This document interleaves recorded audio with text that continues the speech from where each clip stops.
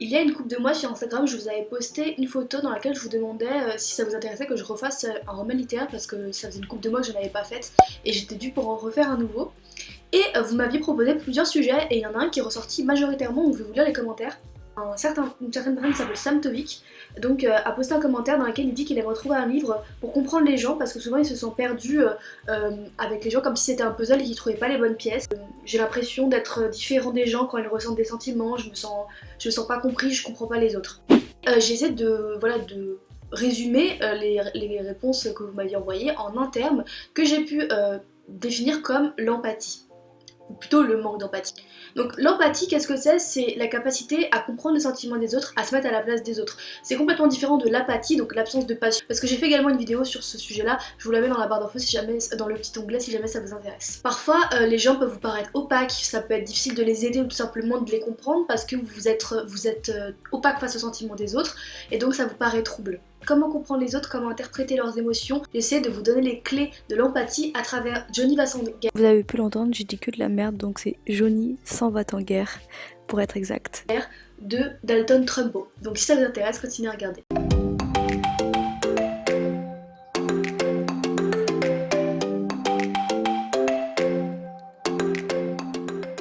Dalton Trumbo, c'est un scénariste et écrivain américain qui est principalement connu pour la réalisation et l'écriture de son livre, donc Johnny s'en va en guerre. Il est également connu pour s'être opposé à l'enquête sur les influences du communisme durant les années 47 parce qu'il va refuser de témoigner et à cette époque-là, comme il faisait partie des 10 plus grands réalisateurs, ça fait beaucoup de bruit. Il faut savoir qu'après ça il a été mis en exil, mais il a continué à se produire et à créer en tant que réalisateur sous des pseudonymes qui lui ont permis d'avoir notamment 2 Oscars. Johnny s'en va en guerre est une œuvre assez connue qui est considérée comme l'œuvre antimilitariste par excellence, qui a été reprise par exemple dans les mouvements pacifistes de la guerre du Vietnam, qui a été reprise pendant la Seconde Guerre mondiale dans les mouvements qui ne voulaient pas s'interposer durant cette guerre. C'est un livre du coup assez majeur dans cette catégorie-ci, mais j'ai trouvé qu'il faisait aussi très bien l'office de remède pour l'empathie. Donc déjà, de quoi ça parle? Ça parle d'un jeune homme qui a 20 ans, qui s'appelle Joe Bonham. C'est un jeune américain, donc boulanger d'origine, qui décide de s'engager dans la guerre, dans la première guerre mondiale, influencé en fait par les 120 ans de guerre, qui vont le pousser à combattre pour sauver la démocratie, la paix, etc. Donc des valeurs. Au cours d'une de ses missions, il va être percuté par un obus et à la suite de cet accident, il va perdre tous ses sens, c'est-à-dire l'ouïe, l'odorat, la vue et la parole. Donc à son réveil, il va prendre conscience qu'il a perdu tous ses sens-ci, et au fur et à mesure des pages, il va se rendre compte qu'il a perdu un bras, puis 2 bras, puis ses 2 jambes, parce qu'il a été amputé de ses 4 membres. Donc on comprend en fait très vite que cet homme, ce jeune homme qui n'a que 20 ans, à la suite de cette guerre, s'est retrouvé presque mort, même plus mort que vivant, puisqu'il ne constitue qu'un tronc, et sa tête complètement défigurée, complètement dépourvue de sens. Et qu'il n'a que son âme qui s'accroche en fait à ce corps inerte. Plus horrible, plus incroyable dans cette histoire, ce n'est même pas l'état dans lequel il se constitue, l'état dans lequel il survit, c'est le fait que les médecins continuent à le laisser en vie, continuent à le maintenir en vie alors qu'il n'est plus qu'un tronc et une âme. Ils n'auront conscience que très tard, qui continue à penser, qui continue à réfléchir, qui continue à se battre intérieurement et de manière complètement seule. Donc comme vous pouvez l'imaginer, comme le personnage n'a aucune possibilité de contacter le monde, d'avoir des rapports, des échanges avec le monde, ça va être un récit complètement introspectif. L'auteur en fait va par le biais de son personnage lui permettre d'avoir accès à tous les sentiments de Joe, et Joe va au fur et à mesure des pages essayer de se rendre compte, de se situer où il est, de se rendre compte par exemple qui est-ce qui est dans sa chambre, quelle date on est, et en fait à partir du peu de choses qui lui restent, il va essayer de se battre pour avoir une conscience des dates, une conscience du jour, une conscience des personnes qui arrivent, une conscience du soleil et de la journée et du temps qui passe juste à travers ses sensations, comme l'effleurement du soleil sur son torse ou bien en comptant le passage des infirmières. Et juste avec ça, il va essayer de se battre pour essayer de rester dans le réel en conscientisant certaines choses. En parallèle de ça, donc de cette tentative de survie qui est quand même assez éprouvante parce qu'il se bat avec vraiment peu de moyens, eh bien le personnage va se remémorer des souvenirs de son enfance,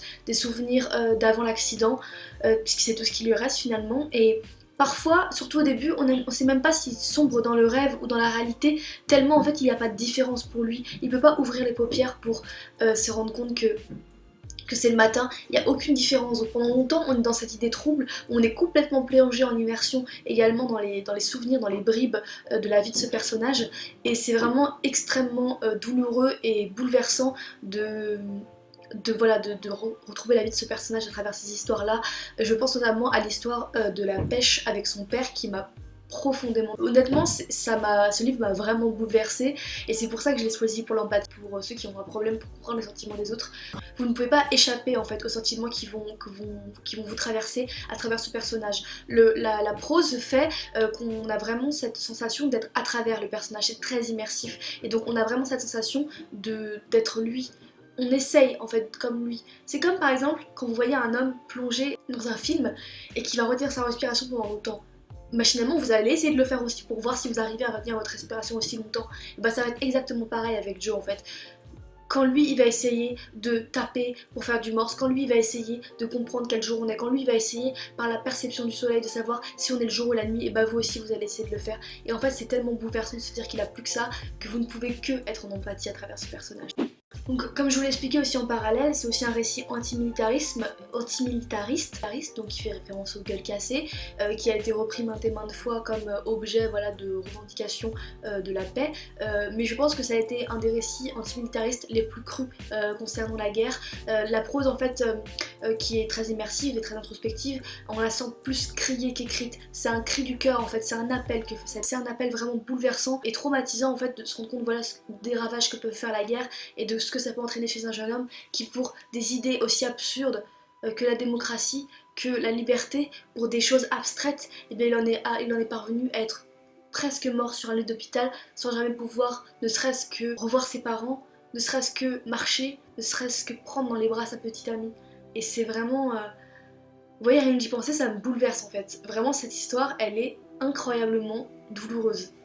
Petit à petit, le personnage il va réussir à s'en sortir dans le sens où, bien sûr, il va rester encore inerte, mais il va tenter de se faire comprendre.